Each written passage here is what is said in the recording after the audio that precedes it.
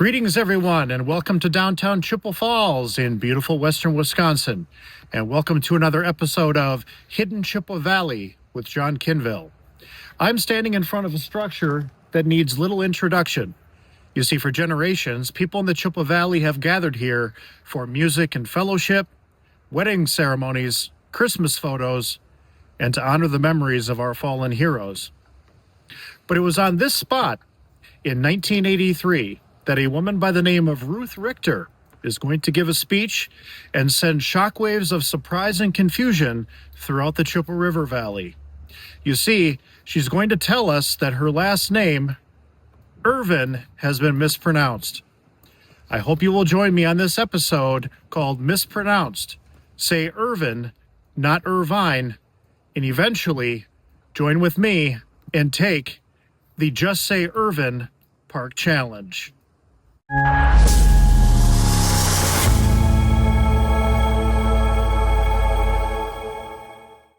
Today's episode is sponsored by my good friends at Northwestern Bank of Chippewa Falls. The reason why I bank with them is because they're all about building stronger communities where local people matter.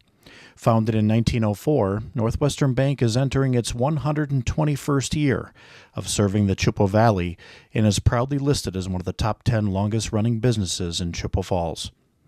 Their founding even predates Irvin Park, believe it or not. Not only are they my personal bank of choice, but they knew Mr. Irvin, and were also a resource for this video. Thanks again, Northwestern Bank, for all that you do for our communities.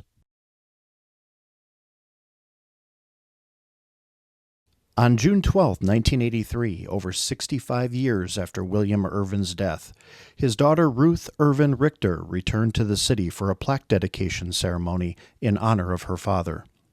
Now, new generations of Chippewa Valleyans were given a rare chance to see and meet a living icon from their city's past. The 92-year-old Ruth expressed how nice it was to be home and how much she appreciated everything the city had done with the park, and how proud both her father and mother would have been of the city and its people. Ruth talked about the memory of her father William in the most glowing of terms, describing him as a true gentleman both inside and out, and how after the land was set aside for the park, her whole family poured their hearts into the project.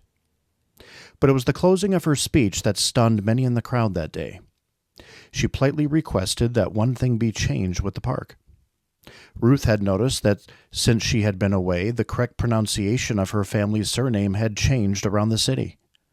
Always proud of their family's Scottish ancestry, she gently instructed that the family always pronounce their name Irvin, which rhymed with Mervyn. The Scottish, she said, never pronounced the E, as the English always had. Maybe, she thought, that was something the good people of Chippewa Falls could learn to embrace again. Looking back on Ruth's speech, is her request even possible after all of these years? Are all of us ready to embrace a so-called Irvin Park Challenge and permanently park that silent E? Pun very much intended. Here is the story of William Irvin. On March 9th, 1906, the Daily Independent newspaper wrote a moving response to the announcement of a recent land donation to the city of Chippewa Falls by a prominent area businessman and lumber baron for the creation of a municipal park. Titled, "Blessings on Your Heart," the front page editorial was a direct and emphatic thank you to the new park's generous benefactor. They wrote, "Blessings on your kind heart," wrote the great Lord Jeffrey, after he had learned of the good Charles Dickens had done in the way of making playgrounds for the people of London. You should be happy yourself, for you have done more good by this act, fostered more kindly feelings, and prompted more positive acts of beneficence than can be traced to all the pulpit of Christendom.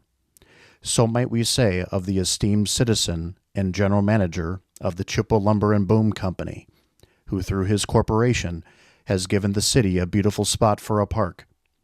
It is an act that will live in the hearts of our people for generations.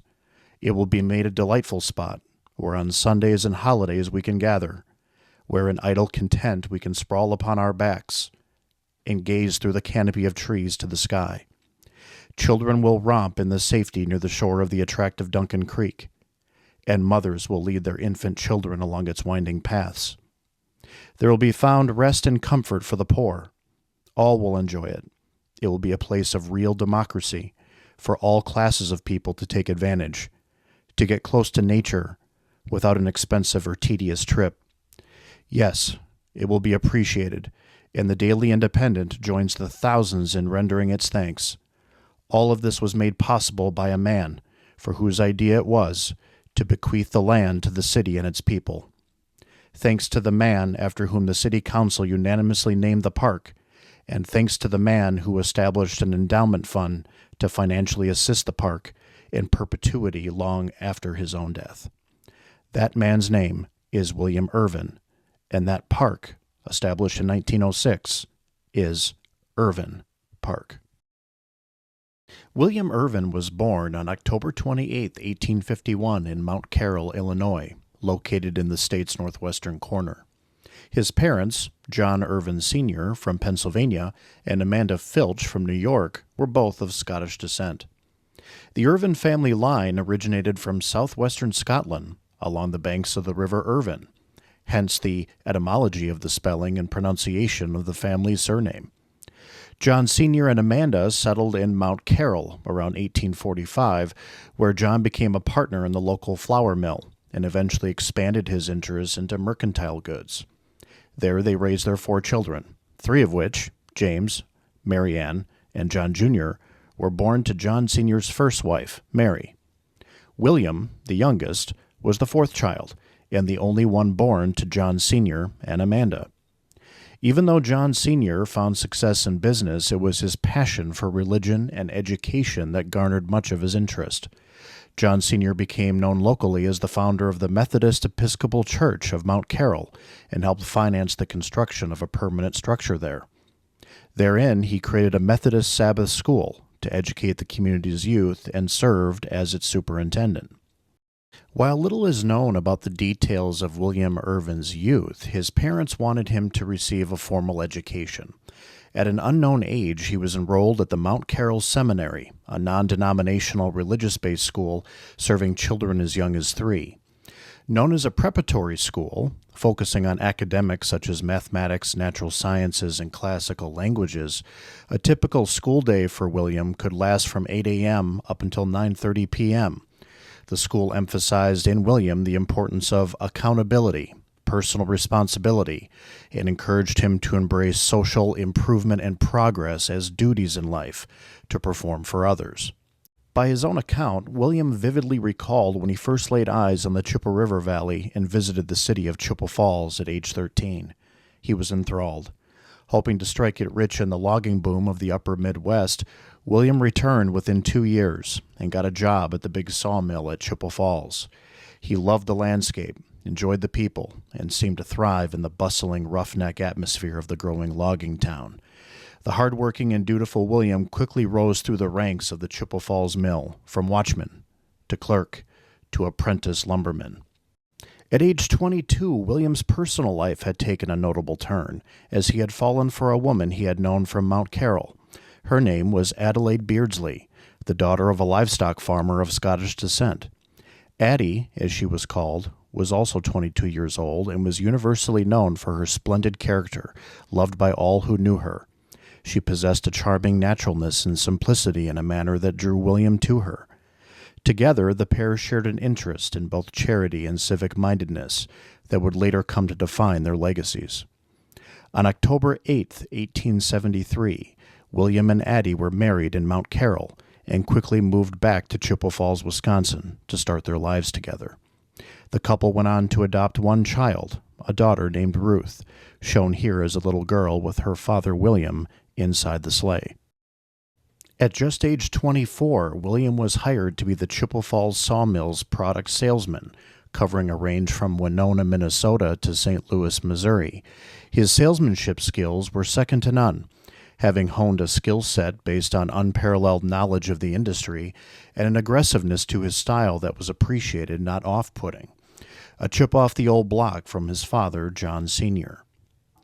By 1881, the lumber king himself, Frederick Weyerhaeuser, purchased the sawmill in Chippewa Falls and promoted the talented William to be the Chippewa Lumber and Boom Company's secretary.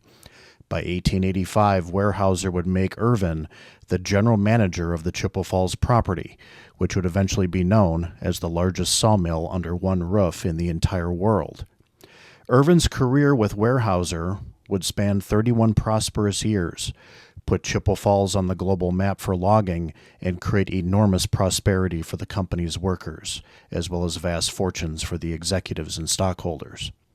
In 1890 alone, the mill produced 51.5 million board feet of lumber for an ever-expanding nation with an insatiable appetite for building materials. Years later, William reflected on these heady days with both a twinkle in his eye and a steely resolve. He explained, "Everyone who lived in the Chippewa Valley in the early day had to do either directly or indirectly with lumber.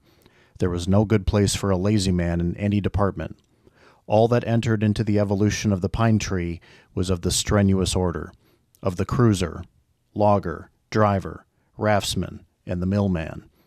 Each called for men of brawn and courage, push, pluck, and endurance, and the name was legion. In the main, the man who had sawdust on his coat was in credit at the bank." Few of William's peers had more sawdust on their coats than he did. Through his stewardship of the Chippewa Lumber and Boom Company, William had steered Chippewa Falls into the near epicenter of the state's logging boom. Considered an expert in his field, William's business interests with Frederick Weyerhaeuser continued to expand. William helped organize the Lumbermen's National Bank and eventually became its president.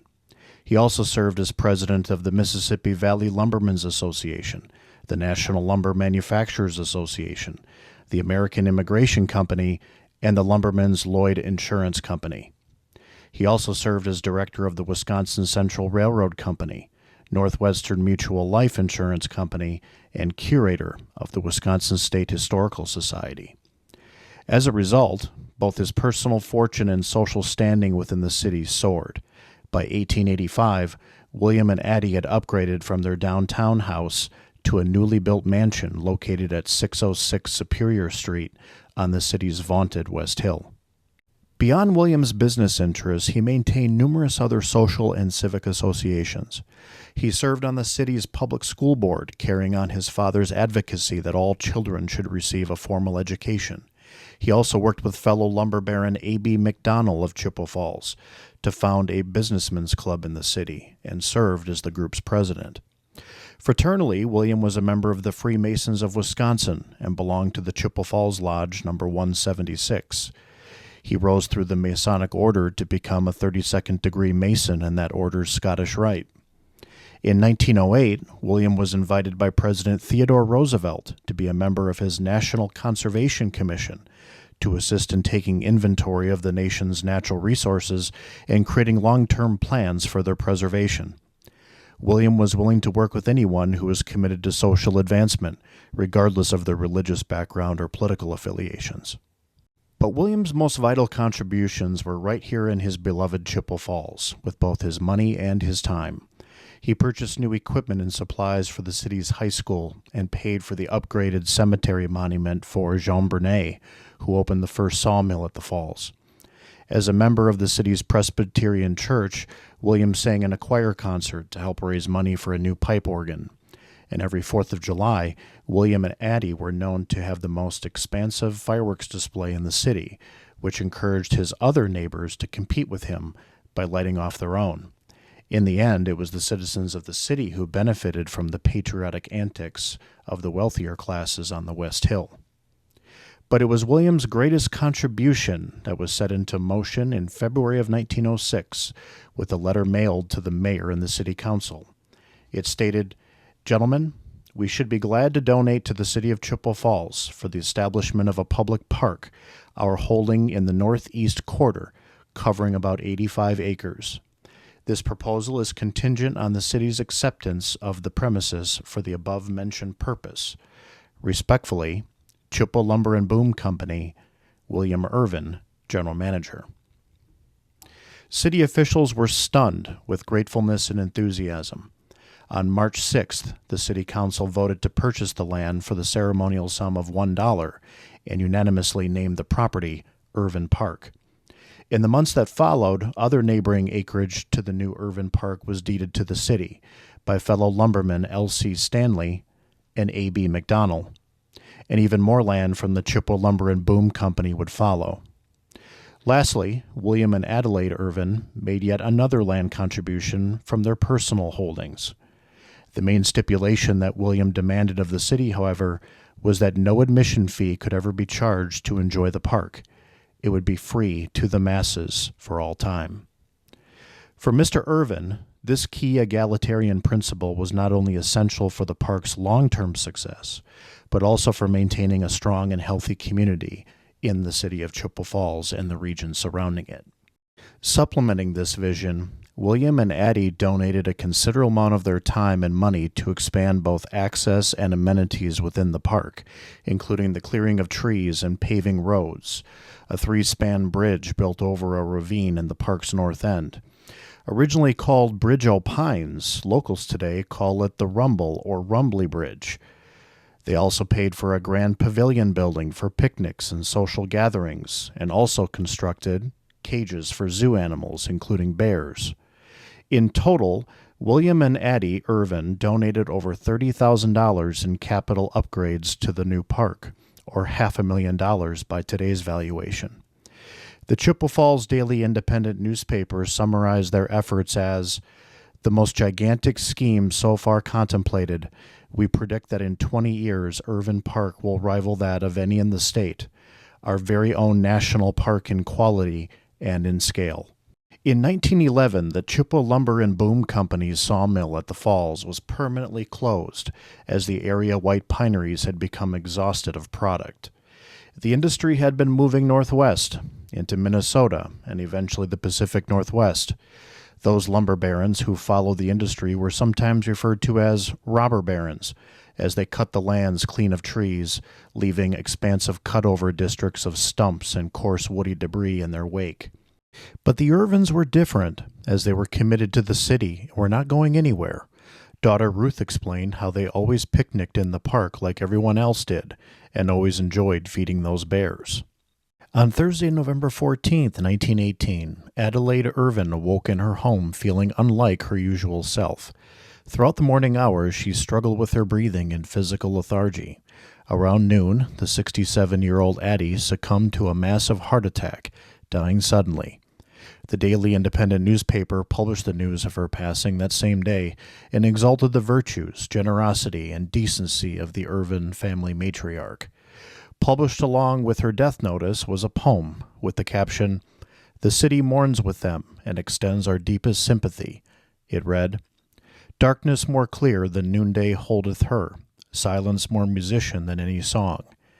Even her very heart has ceased to stir until the morning of eternity. Her rest shall not begin nor end, but be. And when she awakes, she will not think it long." Funeral services were held in the Irvin residence and presided over by a Presbyterian minister named H. Owen.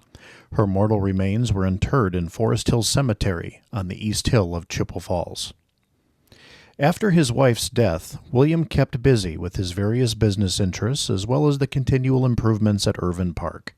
He also enjoyed spending time with his granddaughter Adelaide, shown here, and named after his wife, who was born to his daughter Ruth and her husband Oscar in 1922. In the waning years of William's life, he would live to see two very important additions to his beloved park that greatly expanded its regional popularity. First, the Chippewa Valley Electric Railroad, or Interurban Trolley, opened a depot on the eastern edge of the park. Running from the neighboring city of Eau Claire, Wisconsin, all the way into the park in Chippewa Falls, the trolley brought a consistent population of out-of-towners who would come to love and admire the park. Lastly, in 1924, the aging lumber baron paid $10,000 to construct a memorial bandstand, or bandshell, to honor the memory of the soldiers and sailors who served in all of America's wars. At the May 10th dedication event, over 15,000 people crowded into the park to catch a glimpse of the city icon and to listen to the music performed by the 4 bands he hired to play. William, however, declined to give a ribbon-cutting speech. Earlier that year, an ailing William made an appointment with his physician. The 74-year-old patriarch had been battling urination difficulties, partnered with a recurring pain deep within his lower back. His doctor administered a series of tests on the patient, including x-rays and a full neurological exam. The results revealed the stunning news. William Irvin had a cancerous tumor growing in his prostate gland. In the 1920s, treatments for prostate cancer were more limited than today. One method, designed to shrink the tumor, involved radiation therapy, utilizing a radioactive metal called radium. A second method, called a prostatectomy, called for the removal of the prostate gland itself. First perfected in 1904 and less than 20 years old, this removal procedure would not become a standard treatment option until the 1940s and 1950s. While the specific details of Irvin's treatments are not explicitly known, he underwent surgery on February 22, 1925.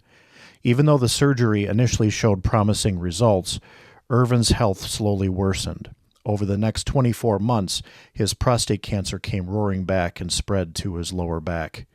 In May of 1927, in a last-ditch effort to prolong his life, William traveled by private Sioux Line Railroad car to the world-renowned Battle Creek Sanitarium in Michigan, overseen by the famous Dr. John Harvey Kellogg, the brother of the inventor of Kellogg's cornflakes. He hoped their innovative medical practices there could help his condition, but his cancer was too advanced. After just 2 weeks at the sanitarium, with all hope exhausted, he returned to Chippewa Falls the same way that he came. During his final months, William received a steady stream of family, friends, and business associates at his mansion on Superior Street. His last full day on Earth was Christmas Day, 1927.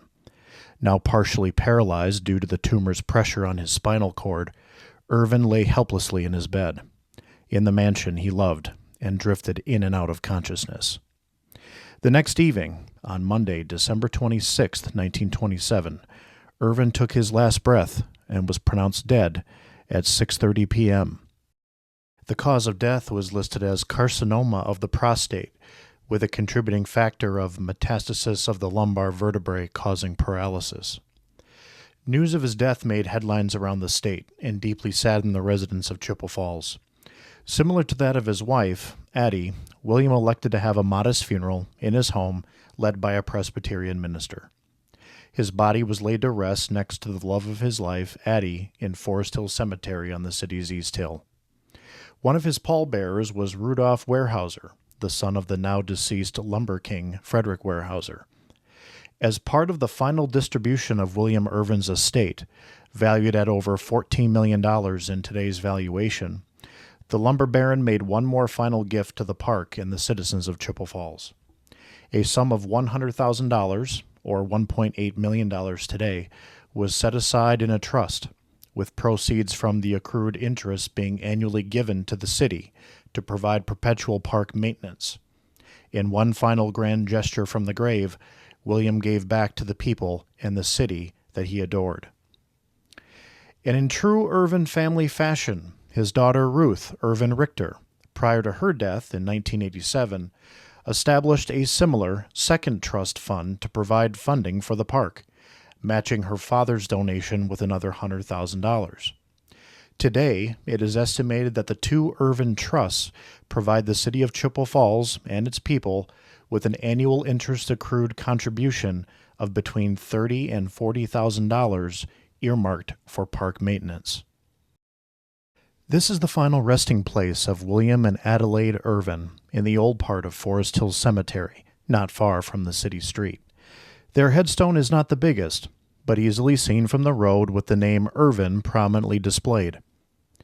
In a last tribute published shortly after his death in the newspaper, the man was summed up for everything that he was. They wrote, "William belonged to that fine galaxy of men who gave to his community the best that was in them, men who knew that the true worth of a city is not in its costly buildings, industrial resources, spacious stores, or its financial strength, but in the physical and moral well-being of its citizens. Chippewa Falls itself is the mausoleum that visualizes the memory of our good friend and giver of Irvin Park. He goes to his grave, sustained and soothed, as he lies down for his pleasant dreams. My dear Chippewalians, I hope you will join me in helping the Irvins get their park back, and thus their name. So, are you ready to take the Irvin Park Challenge with me? Wouldn't it be fun if all of us locals knew the inside scoop and can tell who the tourists are by how they mispronounce our beloved park when they say Irvine? You know, similar to when a tourist tries to pronounce Le Coudray, Shawamigan, and Eau Claire. To pull this off, it's as simple as this. Each time you see a child in our region, tell them the story of the real pronunciation of Irvin Park. Old hats like us might have a hard time changing, but it's the young ones who will think it's great, think they know something that others don't, and will complete the change for us in the future. Thank you for joining me on this latest episode of Hidden Chippewa Valley with John Kinville.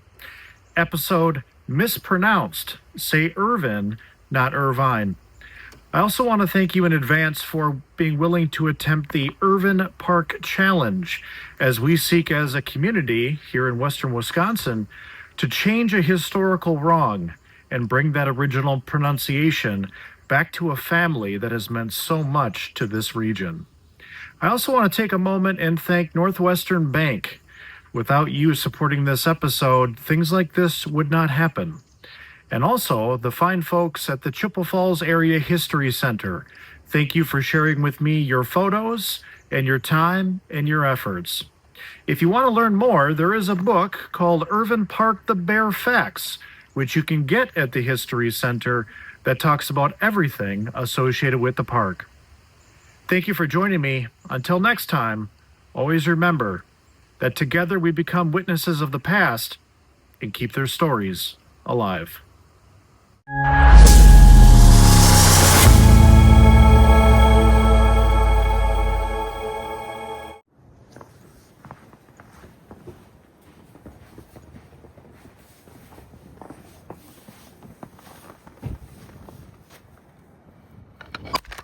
Oh, jeez.